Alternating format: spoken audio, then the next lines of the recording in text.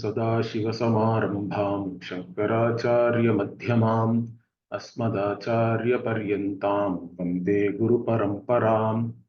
ॐ पूर्णमदः पूर्णमिदं पूर्णात् पूर्णमुदच्यते पूर्णस्य पूर्णमादाय पूर्णमेवावशिष्यते। ॐ शान्तिः शान्तिः शान्तिः। हरिः ॐ श्रीगुरुभ्यो नमः। हरिः ॐ। ॐ नमो ब्रह्मादिभ्यो ब्रह्मविद्या संप्रदाय कर्तृभ्यो वंशऋषिभ्यो नमो गुरुभ्यः। We were looking at the seventh mantra of the third Brahmana in the fourth chapter, where Shankaracharya was negating the views of the Kshanika Vijnanavadin or Yogachara Buddhist. So we saw that one of the main arguments which he used was the Pratyabhijna. Pratyabhijna means recognition. So if you say that Vijnana itself is Kshanika and that is the knower, but the knower itself is not staying, correct? Then how can there be any recognition? Now for that, the Buddhists gave an answer that there can still be based on, it can be based on similarity rather than the same object or same subject being there continuously. Now for that also we said that even sadrishya or similarity is not possible unless you accept at least the subject to be the invariable, correct? The same subject is having two cognitions, then only recognition is possible, correct? Recognition itself is basically recognition.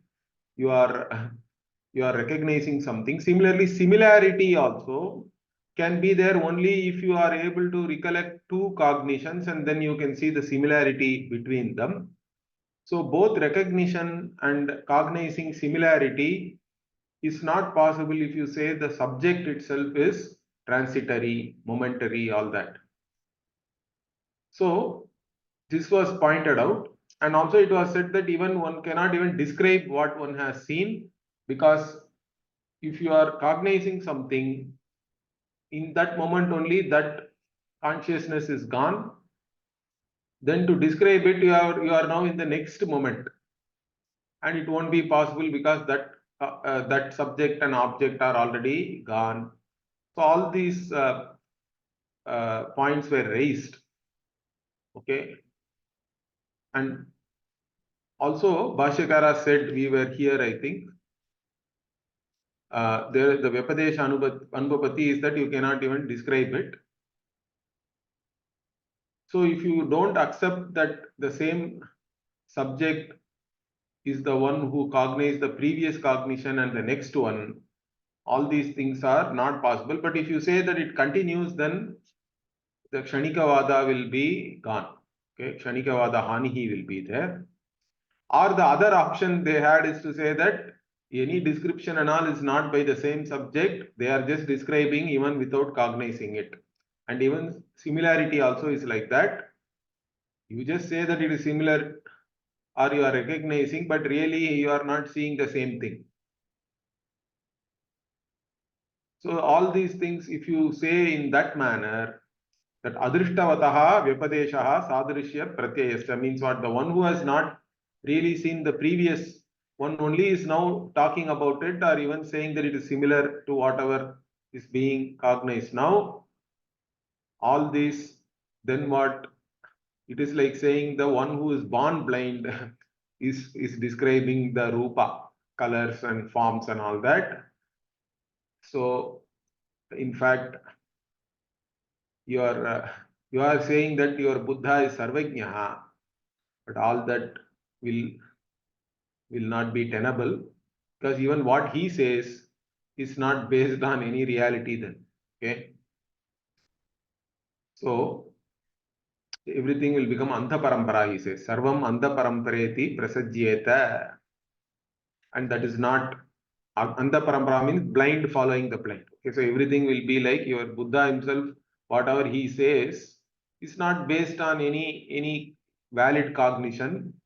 He's just saying momentarily whatever is there, and therefore your claim that Buddha is Sarvajnaha and all will not be tenable. So, but that's not what you really want, correct? Nacha etad ishyate. It is not desirable to you. And further, one more dosha now Bhashyakara is pointing out.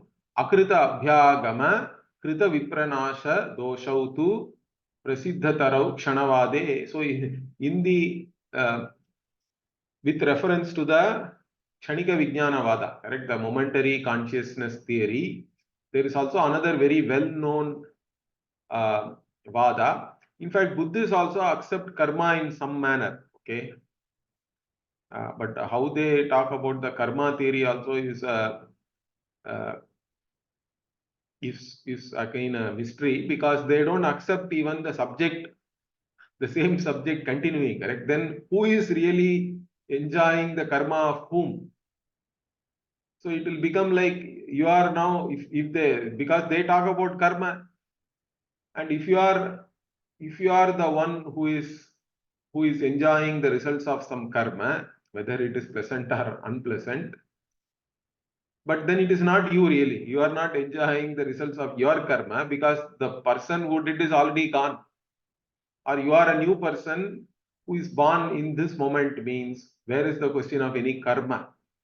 So whatever you are actually experiencing is not based on whatever you have done. It is only akrita abhyagamaha, means whatever you have done has come to you now. Okay. And krita vipranasha means whatever you are doing now, for that you cannot really enjoy the results, because you are already gone in this moment. The next moment is a different subject, different knower, different doer, different enjoyer. So this is very well known, he says, with reference to the Kshanika Vijnanavada. And then further he says,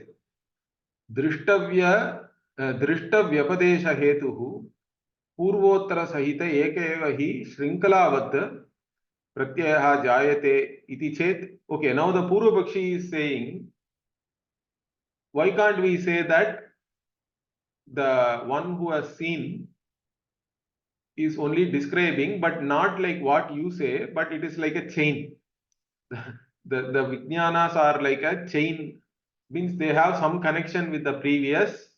So there is one cognition, there is another cognition, but in between there is a connection, like the chains are all connected. Okay. So Shrinkhala means it is a chain, it is a series. Okay. Connected series, you can say.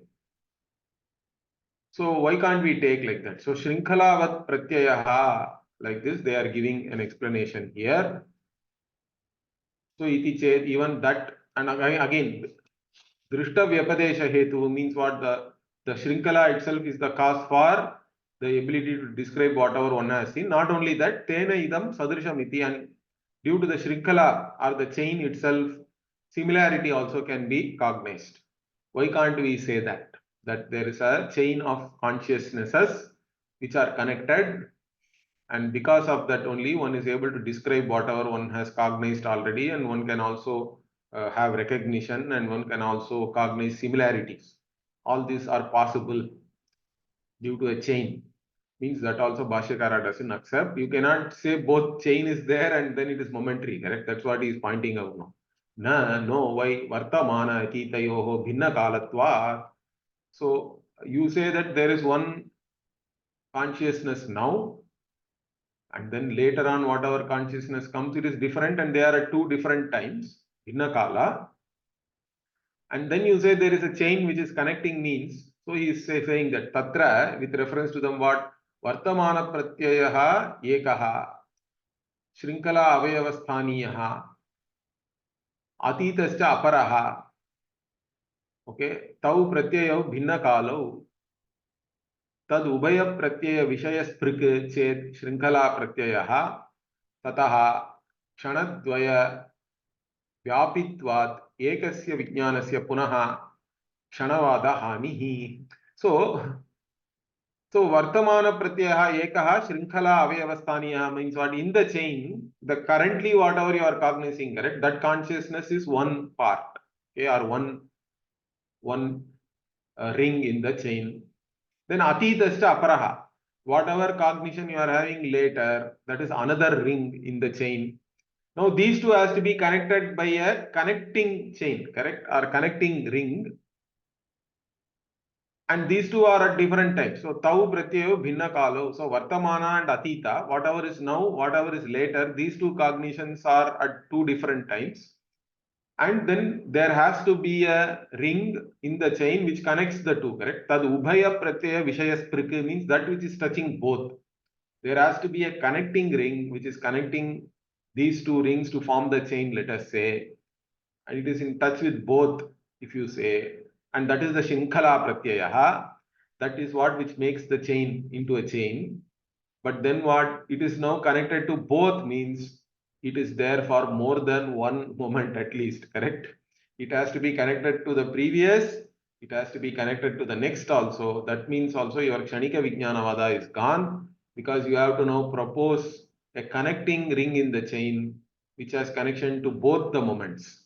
So Kshanadvaya Vyapitva, so it will now be extending to two moments.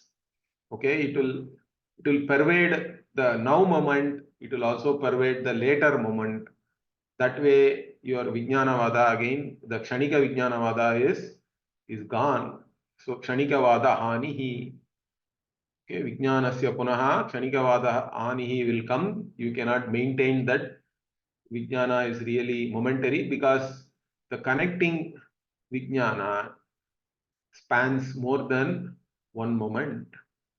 And further what? He says, Mama Tavatadi Vishesha Anuvapattescha. So you cannot even claim something is mine. Even that is not possible, he says, because a mine means you have to establish a relationship between two things. And the first cognition and the second cognition, if they are not connected, how can you establish any relationship? So you cannot say mine or yours and all that. All these things are also not possible because the relationship between two nouns only brings about this cognition like it is mine or it is yours and all that. That also is not possible. So in this manner, what? Sarva samvyavahara lopa prasangaha. So by proposing a momentary consciousness, you are not able to explain anything which is happening in this transactional world. If you can't give any proper explanation. In fact, according to your theory, there cannot be the possibility of any activity or any transactions taking place in this relative world. So for all these reasons, we cannot actually accept whatever you are proposing. Now, further, Bhashyakara also shows that in the Kshanika Vijnanavada, there is Anirmoksha Prasanga or whatever, they talk about a Nirvana, correct? So even that Nirvana itself is impossible. He wants to show that. So he now takes up the next argument. Sarvasya cha swasamvedya vijnana matratve vijnanasya cha swachha avabodha avabhasa matra swabhavyam abhyubhagamat. So abhyubhagamat means they are accepting, okay, or they are proposing what? Sarvasya cha swasamvedya vijnana matratve. Everything is nothing but self-revealing consciousness for them, correct? Self-revealing means self-knowing here. Swasamvedya means the subject knows itself, the subject also knows the object, and both object and subject are not, there is no separate object from the subject, everything is only one vijnana. Like this they are proposing. And that vijnanasya cha swachha avabodha avabhasa matra swabhavim. And what is the nature of the consciousness, the momentary consciousness they are proposing? It is pure consciousness, correct? Swachha avabodha, it is pure awareness. It is not tainted by, in fact, they say that even the subject-object division itself is a taint. That's how they talk about. So you have to go beyond that, and that is nirvana, according to them. So the subject-object vyavahara itself is a mala, is a problem, is a taint, and in reality, consciousness has to be devoid of subject and object, the momentary consciousness also, and that is what is, in fact, its real nature is pure awareness or pure consciousness alone. This also they agree, they accept that. So on one end, they say that everything is only this momentary consciousness, and the other point they say is this momentary consciousness is really pure awareness devoid, and it should, in fact, it's really devoid of the subject-object divide. And further what? Tad darshinascha anyasya abhave, because they don't accept anything other than the vijnana, correct? That they argued already. In fact, even though you are cognizing something, it is not there really there. The Yogachara Buddhist does not accept an object separate from the subject. Everything is only one consciousness for them. So even the seer, there is nothing other than the seer or the subject. So tad darshinascha anyasya abhave, because there is nothing other than this consciousness, and that consciousness itself is pure awareness alone, this swacha. Therefore, how are you now accounting for all this, whatever you call as mala, correct? What are that anitya, dukkha, shunya, anatmatvadi, aneka kalpana, anupapattihi? So if you say everything is only consciousness and nothing else exists other than the consciousness, then how are you going to talk about all the anitya objects and whatever gives dukkha, or even shunya? They talk about shunya also, and anything other than the subject, correct? Anatma, all these things, they still have to account for the perception of all these things. They also agree to the perception of all these things.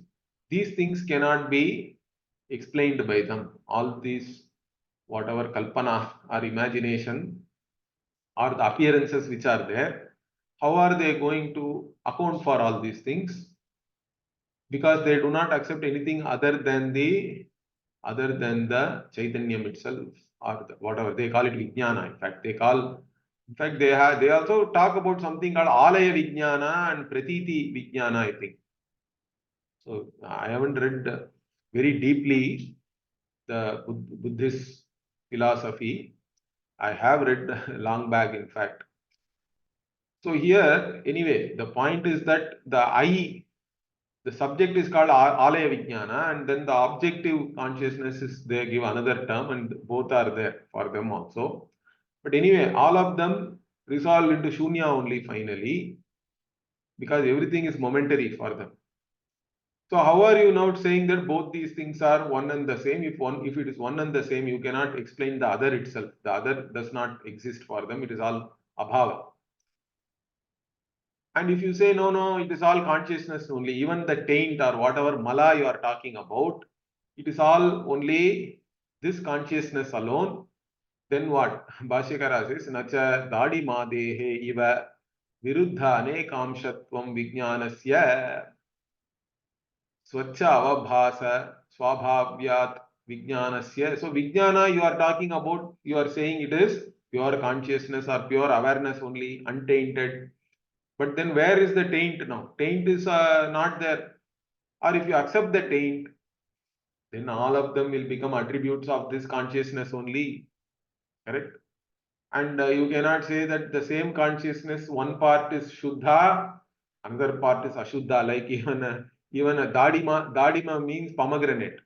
Okay, pomegranate fruit, or most fruits, some portion can become, you can say, spoiled. Correct? You keep it for some days, one part will become spoiled, another part still may be edible. That is possible. Viruddha amsha can be there in a fruit like pomegranate, but it is not possible in the consciousness. The two opposing attributes cannot be part of its swabhava. So both the taint and swacha cannot be its swabhava. So he says anitya dukkha vijnanam shatve sati anubhuyamanatva vyatirikta vishayatva prasangaha. So you are saying that everything is consciousness on one end, but then you are saying you should also give up all this mala, which are all anitya and dukkha. But they are also, now it is becoming that since everything is consciousness, they will also become vijnana amsha, correct? They will become a part of the vijnana, and that being so, and then you are also you are also experiencing it like that, correct? Anubhayamanatvat. So you are experiencing it as a part of the Vijnana only. Then how you are still saying the subject and object is the same, which is also a Viruddha Swabhava, correct? Subject, object, the Kartri Karma cannot be the same.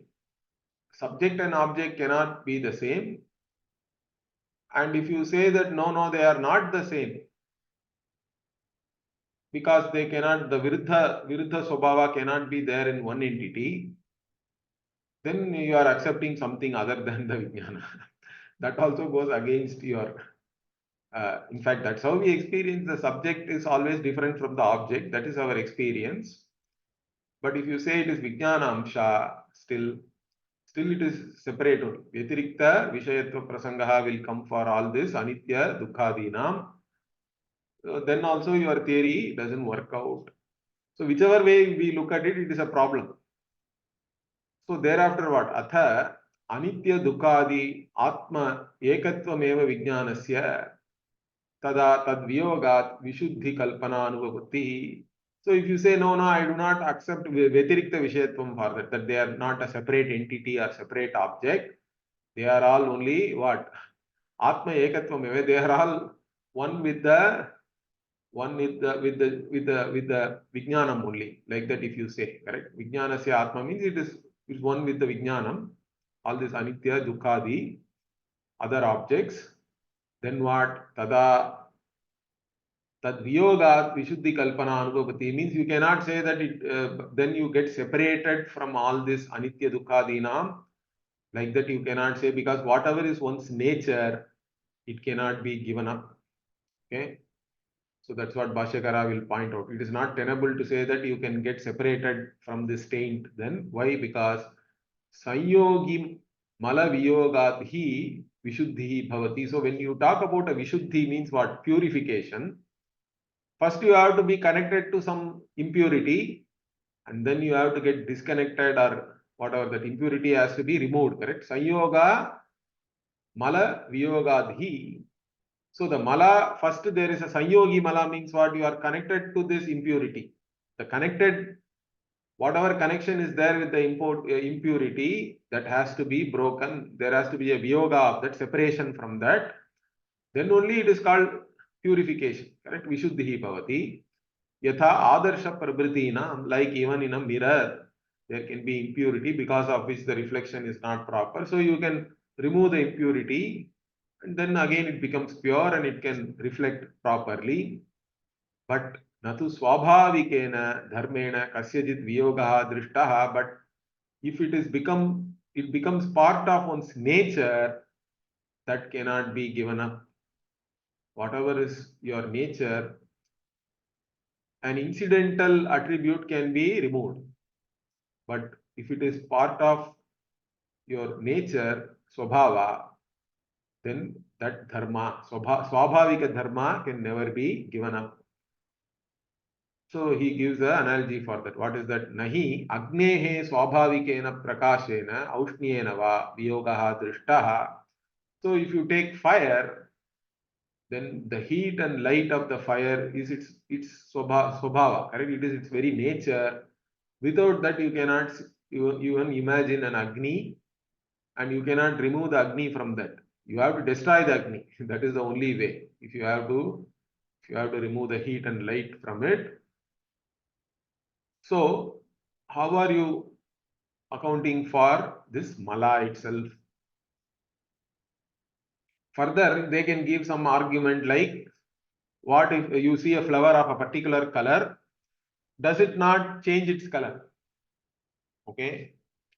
So then Bhashyakara is taking that argument also. So yadapi pushpa gunanam raktatvadinam dravyantara yogena viyojanam drishyate tatrapi samsarga purvatvam anumiyate.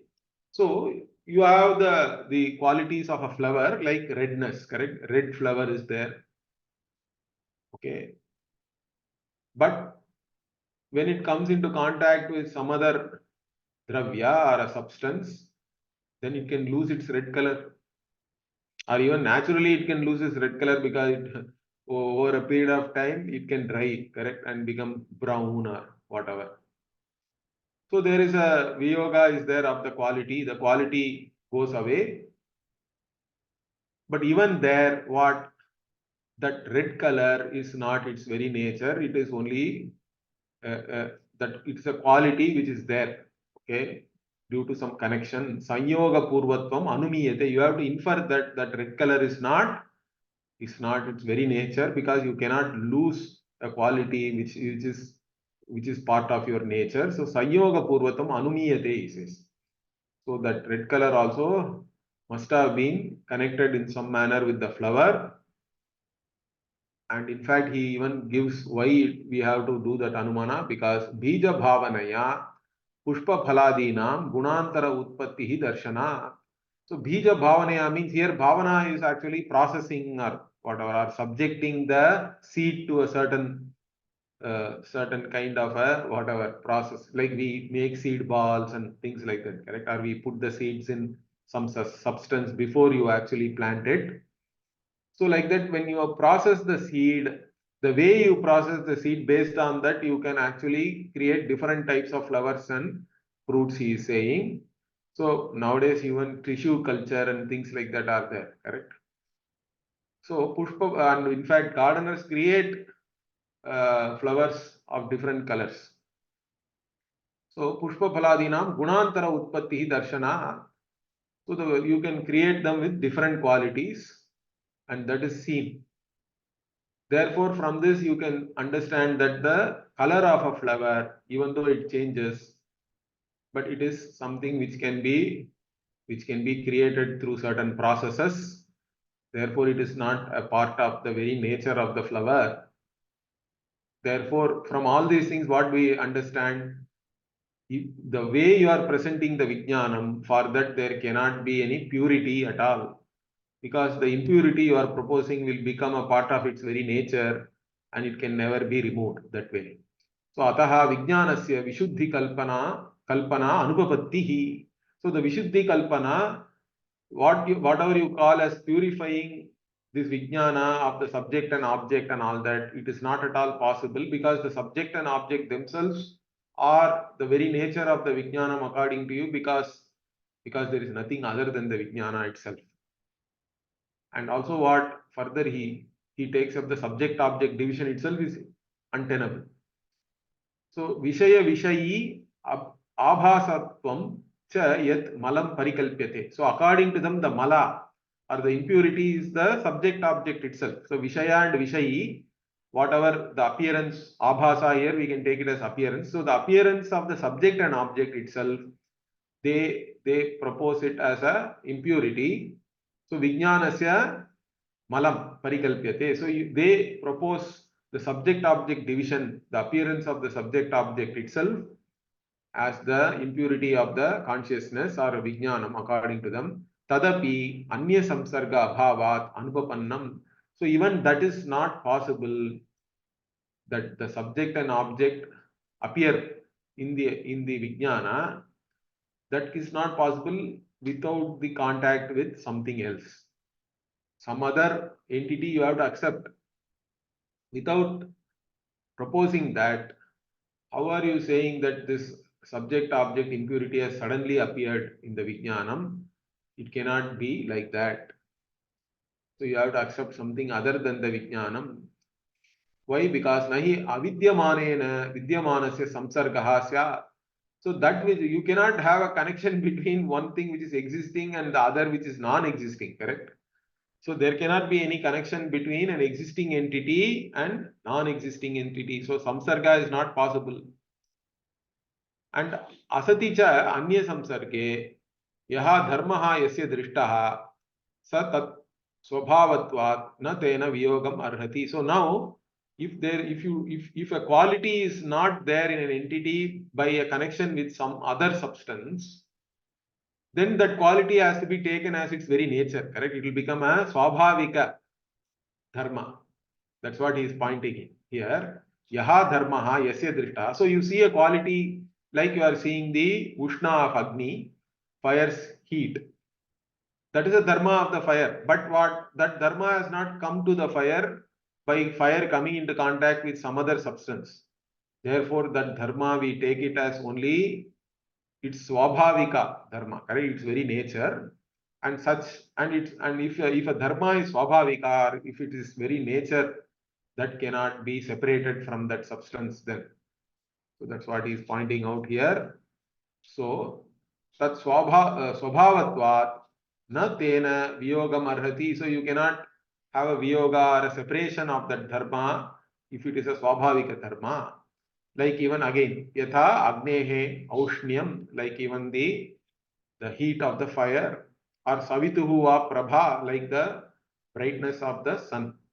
Tasmat, therefore what? Anitya samsargena malinatvam tad vishuddhischa vijnanasya iti iyam kalpana andha parampara eva pramana shunye iti avagamyate shunye. So this, whatever you say, this malinatvam of the vijnana, which comes because of the contact with that which is anitya and dukkha and all that, and then the purification of that, all these things are not tenable. It is all only andha parampara. It is like blind saying something, and it is all pramana shunya, means it doesn't, the kalpana itself is not based on any valid knowledge. There is no valid pramana for that means of knowledge. It is not, it cannot be taken as a prama. It is only a brahma, like even the imaginations of a blind person, which is not based on any cognition. Okay. And further what? Yadapi tasya vijnanasya nirvanam purushartham kalpayanti tatrapi phalashraya anubhapattihi. So the other point also now Bhashyakara is bringing in here. Now you are talking about a vijnana, nirvana, correct? The Buddhists talk about a nirvana as a purushartha, correct? Something, that desirable goal for every being is nirvana, even according to them. So there is a purushartha which they talk about, which is nirvana, and Buddha also is supposed to have attained that nirvana, and that nirvana is for this vijnana only, correct? The kshanika vijnana only has to gain nirvana. But in that process, what happens? The kshanika vijnana itself is gone, because there is no phala ashraya is not there. The one who will enjoy the result, if there is a purushartha, and having gained that purushartha, there has to be an ashraya for that, correct? Ashraya means a locus where the result will be there. But there is no one to enjoy that result according to you. Okay, so that's what is said here. So Bhashyakara gives an analogy again. Kantaka vidhasya hi kantaka veda janita dukkha nivritti hi phalam. So somebody, you are walking barefoot and the thorn has gone into your feet, let us say. So it has pierced you. The one who is pierced with the thorn, the removal of the thorn is the phala for him, correct? Means there is a person who enjoys the removal of this pain. But you say that no, I'll kill that person, and that is his freedom from pain, means that's not the point, correct? Bhashyakara is saying that natu kantaka vidha marane tad dukkha nivritti phalasya ashraya upadyate. You cannot say that I'll give him freedom and do a euthanasia or whatever, correct? Not even euthanasia, you just kill that person and claim that I have given freedom from pain. There is nobody to enjoy the freedom from pain there now. That is not a valid pursuit also, correct? It cannot become a valid pursuit if the one who is pursuing that is not there to enjoy the result of the pursuit itself.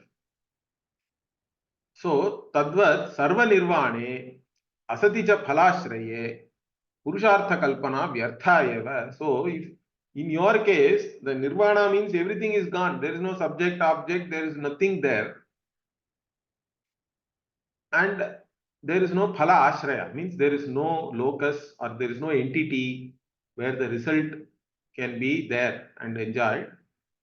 Therefore, keeping that as a purushartha itself is vyartha. So it cannot be a desirous end for anybody, any person, any entity. It is useless.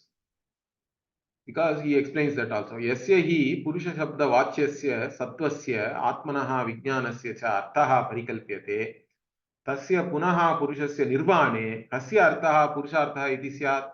So if you say that there is a person, correct? Because you are also using purushartha means purushasya arthaha or purushena arthyate iti purusharthaha also you can say, but the desire of the purusha, the desired goal of a purusha is the purushartha if you say, then the purusha shabda is pointing to an entity or somebody, correct? Now in gaining that desire the purusha himself is gone. The purushasya nirvane means that purusha himself is no more there. Then for whose purpose this purushartha is there? The purushartha itself becomes meaningless. Therefore, there is a anirmoksha prasangaha. In your darshana, there is no moksha possibility or anything, because there is no entity to even enjoy the moksha. So kasya arthaha purusharthaha iti syat. It will become like that. For whom is this purushartha? Yasya punaha asti anekarthadarshi vijnana vyatiriktaha. Now what about the Advaita? So Bhashyakara answers that now. So now we have shown so many defects in the Buddhist theory. So what about you, the Advaitin? Means we have none of these problems, because for us Atma is there other than the Buddhi. We also accept that Buddhi or the Manovritti is Kshanika. But the Buddhist does not accept anything other than that. For us, the Manovritti itself is Jada, but it is Kshanika. It is lighted up by this Atma, which is always there. And again, all the differences are accounted for by Upadhis. Correct? We have Upadhi only by coming into contact with Upadhi. Here, Ajnana itself is the first Upadhi. Correct? Ajnana Upadhi is there. And because of coming into Ajnana Upadhi contact with that only, everything we explain away all these things. Upadhi Krita differences. And then the Jnanam, once it destroys that, means the Mala is only the Upadhi for us. It is not Atma Swarupa or Dharma of the Atma. So Atma coming into contact with this Mala, of course, the contact itself is only Adhyasika Sambandha. There is no real Sambandha because it is of a different order of reality again. But we do not have any of the problems which you have in explaining. We can easily explain all these things. Okay, and then that same Atma being there as the invariable, we have no problem in accepting recognition, similarity, all these things, there is no issues for us. So, Yasya punaha asti anekarthadarshi. So for us, the anekarthadarshi is there. The Atma, which is the invariable in each and every cognition, is there. And that is Vijnana Vyatiriktaha. So what you call as Vijnana is really the Buddhi or the Manovritti, Avachinna Chaitanyam, you can say. The whatever the awareness which manifests in the Buddhi, we accept because we say it is in the Buddhi, correct? So even in the Upanishad Vakya, what is said here? You can see here that we long back we saw that Vijnanamayaha Praneshu Hridyantar Jyotihi. We say that Jyoti is within the Hridaya here is basically the Buddhi. So the Jyoti within the Buddhi means it is separate from the Buddhi, the Vijnana. Therefore, we have no problem with this, whatever, all these things. For us, the Vijnana Vyatiriktaha Atma is there, which is of the very nature of Jnanam only. It is Prajnana Ghanam, correct? It is one homogeneous conscious entity. Its consciousness alone is appearing even in the Kshanika Vritti of the Buddhi. And that is the Anekartha Darshi, means it is the one which is lighting up all the different cognitions. And Tasya Drishta Smarana Dukkha Sanyoga Viyogadi Sarvameva Upapannam.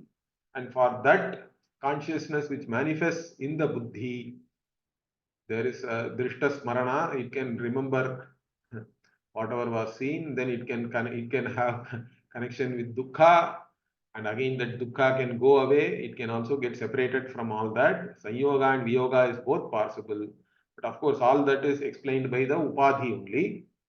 Sarvameva upapannam. All these things are tenable for us. None of the whatever defects I pointed out will be applicable to us, he is saying now. Anyoga Sayya Nimittam Kalushyam. So again, the coming into contact with the others itself is the mala for us. And then tad viyoga nimitta cha vishuddhihi iti. And if you are separated from that through jnanam, that is the purification. So there is ajnana which can be destroyed by jnanam. And as long as the atma is in contact with ajnanam, that itself is kalushyam, means that is the taint, or that is the mala, impurity. And it can be removed also by jnanam. So both, all these things we can explain very easily. You are not able to explain any of these things satisfactorily. Therefore, we reject your theory. Then the other one, finally, there is a Shunyavadi is still there, but Shunyavadi, Bhashyakara doesn't take very seriously. He says, Shunyavadi Pakshastu Sarva Pramana Vipratisiddhaha iti tan Nirakaranayana Adaraha Kriyate. So, we are not taking any effort here to negate the Shunyavadi. Shunyavadi, see, Shunyavada cannot be established by any pramana. That's why he says it is Sarva Pramana Virodha. So we are not making any attempt here.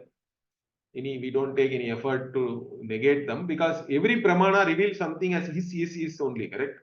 Pramana, no pramana reveals something as is, that it cannot reveal absolute non-existence. Pramana, and also even if absolute non-existence or vacuum is there and all that, who is cognizing that? The cognizer has to be still there. That cannot be negated. So the Sunyavada is Sarva Pramana Viruddha only. It is Sarva Pramana Vipratisiddha, means it is contradicted by all Pramana Vyapara. Therefore, we don't make any effort, or we don't attempt to even negate them. We just don't accept the Shunyavada. So with this, we have seen now, the Swayamjyoti Brahmanam basically establishes that other than the Buddhi, there is a Atma, and the Jyotis of the Atma alone is again reflecting, you can say, in one way, or it is manifesting in all these Buddhis. Okay, in all the body, mind, sense complexes. In fact, they are all Upadhis. In all the Upadhi, the Karyakarana Sanghata, the light which is appearing, which is manifesting or reflecting, is the Atma Jyotis alone. It is separate from this body, mind, sense complex. That is very well established. Now, the Upanishad moves on to explain, still it has to explain all the certain things, like, correct, all our experiences, and even this birth and next birth and all that. So how even in one body, we are having one body, mind, sense complex in waking, then in dream we can take some other body, mind, sense complex, correct? So we leave one body, mind, sense complex and go to dream and take something else. Similarly, only Punarapi Maranam, Punarapi Jananam. Correct. Punarapi Jananam, Punarapi Maranam. This is very well known Vakya from Bhajagovindam. That is there. The Upanishad is again pointing it out. And that is there only for it is not there for Atma, but it is there for the Atma which appears in the Upadhi. Okay, that is why it is called Vijnana Mayaha, Vijnana Prayaha, Vijnana Mayaha. The Atma, which is as though appearing or getting reflected in the body, mind, sense complex, that alone can leave one body, mind, sense complex and appear in another body, mind, sense complex. Okay, that we experience in this life itself between waking and dream, but the same thing happens even during death and rebirth. That is pointed out now. So Sava Ayam Purushaha Jayamanaha Shariram Abhisampadhyamanaha Papmabihi Samsrijyate Sa Utkraman Mriyamanaha Papmanaha Vijahati. Like this, now Yajnavalkya is pointing out this Sava Ayam Purushaha means what? This Purusha. Again, the Purusha Sabda can mean both the the Shuddha Chaitanyam, Atma, or it can also mean the Chaitanya which is manifesting in a particular body mind sense complex. So when it is said that this Purusha is getting born, here we have to take it as that Vijnana Mayaha, that consciousness which is there in the Hridyantar Jyotihi, we say, correct? It is there within the Hridaya, or which is manifesting in a particular intellect, that can give up one body and then take up another body, correct? And taking up a body itself is the Jayamanaha, it is born. In fact, Bhashyakara even gives very nice meaning for this. It is not even just taking up a body, but having the identity, he says. You should have identity as I. The Atma, you should take it as Atma. One's own Atma is this body. Like that, if you take, that is your birth. If you don't identify like that, then you are free, correct? You are always, that is what we talk as Jnanam, in fact. Jnanam is nothing but not identifying with any body, mind, sense complex, because you are the limitless conscious being. You are not an entity in space time. All these things are actually appearing in you. So that is the jnanam we are talking about. Once you don't have this abhimana, atma abhimana, the idea that I am this, placing one's I on a particular body, mind, sense complex is the birth. So that is the shariram abhisampadhyamanaha, means you gain a particular body and you have an identity with that body. Means what is that? Papma bihi samsrijyate. So when you are born, here papma bihi is papma is normally papa, correct? Anything which you have gained by doing something wrong and which is going to fructify as an unpleasant experience is called papma. But here papma bihi means Bhashyakara is taking it as the locus where the papa itself is there, the ashraya, dharma ashraya, like that is taking the meaning. Both Papma Bihi means Punya and Papa, both we have to take here. The Ashraya for the Punya and Papa, the locus where Punya Papa are there, that is again this body only. The body itself is called Papma Bihi. So getting birth means you are getting connected with the body. Okay, which is the Ashraya, or which is the locus for the Papa Punya, and that is where the Papa Punya is going to fructify also. So you are going to, it is also the locus where you will enjoy the results of the Papa and Punya. And what is death? Sa utkraman mriyamanaha. So mriyamana means the one who is dying, correct? What happens? So when you go out of it or above it, correct? When this conscious entity leaves the body, gets up or moves up, utkraman mriyamana means that is death. And at that time, what? Papmanaha vijahati means you give up this body. So and again it starts, okay? Like that, this cycle keeps on going. That is pointed out here. Now let us see the Bhashya. Yatha eva iha ekasmin dehe swapnaha bhutva mrityoho rupani karyakarnani atikramya swapne swe atmajyotishi aste evam savai prakritaha purushaha ayam jayamanaha. So this again Bhashyakara is now connecting the previous verse and this verse. In the previous Vakya it was said that we give up the Mrityoho Rupam, means it is basically the form of death. Even the body mind sense complex itself is called as the death is in the form of this body mind sense complex. It was shown there, and in one life only or in one deha only you can give up that, you transcend that, and then you rest in your Atma Jyoti, and then from that Atma Jyoti you are now projecting an entire world in Swapna, correct? Through that Atma Jyoti itself. So you are able to give up or transcend whatever body mind sense complex you have and then take up something else. Similarly, the same Purusha. Here the Purusha again is the one who is appearing in the buddhi, in the hridaya. That Prakritaha Purusha about whom we are discussing, that person is born. I am Jayamanaha, being born means how he is born. Katham Jayamanaha iti uchyate. How he is born? By gaining a body, Shariram, Dehendriya, Sanghatam, Abhisampadhyamanaha. So gains this body, mind, sense complex.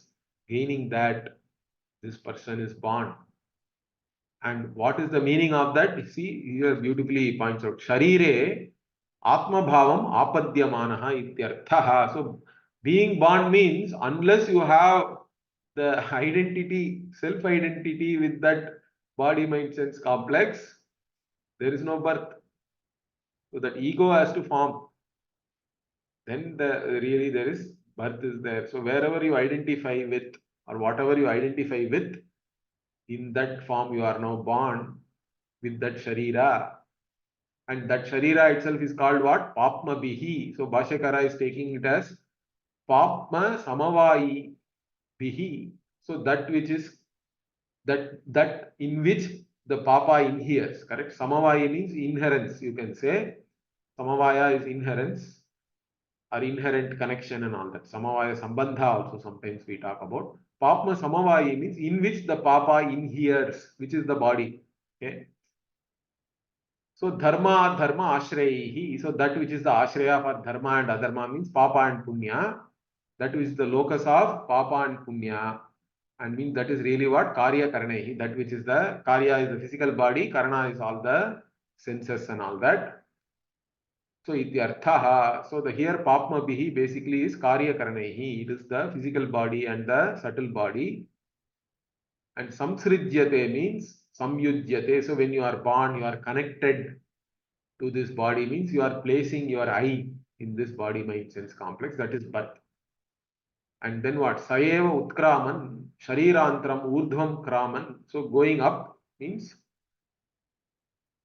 it is going out of the body. Sharirantram urdhvam kraman gachan mriyamanaha ityetasya vyakhyanam utkraman iti. So when it goes out of the body, goes above and out of the body, that is death.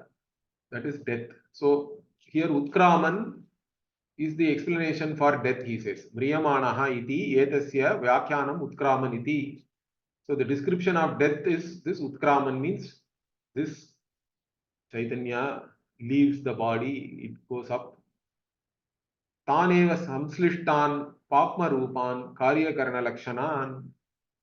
So it goes out of this body, which is in the form of papa, correct?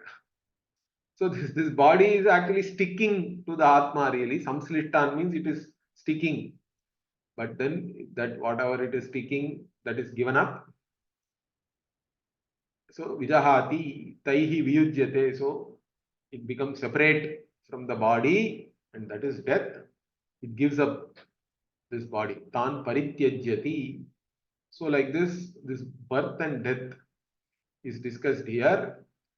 So that's what he is explaining now. Yatha ayam swapna जाग्रत वृत्त्योः वर्तमाने एव एकस्मिन् देहे पाप्मरूप कार्यकरण उपादान परित्यागाभ्याम् अनवरतं संचरति धिया समानः सन् तथा सा इयं पुरुषः उभौ इहलोक परलोकौ जन्म मरणाभ्यां कार्यकरण उपादान परित्यागौ अनवरतं प्रतिपद्यमानः असंसार मोक्षात् संचरति. So like even in this life, between Swapna and Jagrat, between waking and dreaming, okay, in being in one body, you go from waking to dream, okay, and in this manner, you actually transcend one body mind sense complex, which is in the form of Papa. So giving it up, then you with the same mind, you are projecting a totally different world, correct? And this is incessantly happening, continuously. The whole life is only waking, sleep, dream, and all that. Correct? Anavaratam sanchariti means you are you are constantly entering from one state to the other incessantly. And dhiya samanaha san means what? The same entity is entering. Correct? The same mind, it leaves one body and senses and takes up another body and senses and all that. That's why we are even able to remember the two. Similarly, what? This loka and paraloka also is similar, he says. Tatha sahayam purushaha ubhau ihaloka paraloka. So both this loka and paraloka and janma maranabhyam, being born in one loka and again dying from that loka, is karya karana upadana parityago, by giving up the body mind sense complex. Correct? For body and senses, you give up, and incessantly pratipadyamanaha means again incessantly you are gaining. As soon as you die, you get another body. Okay, this will happen. This is never going to stop. Like how you are going from waking to sleep to dream to again waking and all that. Similarly, even if you give up this body, you will take up another body immediately. You will keep on going. And this is said in Gita also. And this will happen. It's not going to stop by itself. That's why he says anavaratam pratipadyamanaha means what? Again, continuously this is going to happen. Incessantly, without stopping, you will be gaining another body. In fact, I may have explained to you already, even our this karma we do, correct? Antima karma and all that. After the Antima karma, whatever apara karma we are doing for our pitrus are all based on this. Because even when the person dies, the person is supposed to take a preta sharira, because a jiva cannot be there without a sharira.